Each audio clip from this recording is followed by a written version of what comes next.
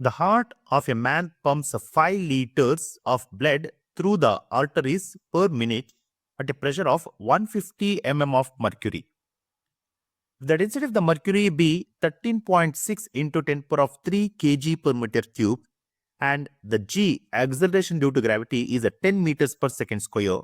Then the power of heart in watts is what we need to find here. Okay. The power we can find, P, we can find as a dot product of a force and velocity.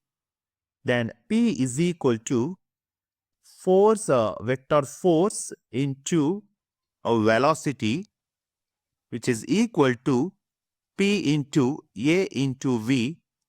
This is nothing but rho GH into its volume per second.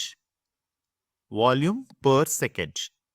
Then by substituting the values, then P is equal to rho of the mercury is they are given, that is a 13.6 into 10 to the power of 3 into G is equal to 10 into height is equal to 150 mm, that is 150 into 10 to the power of minus 3 into volume, that is equal to, they are given, that is a 5 liters, that is a 5 into 10 to the power of minus 3, that is per minute, so divided by 60.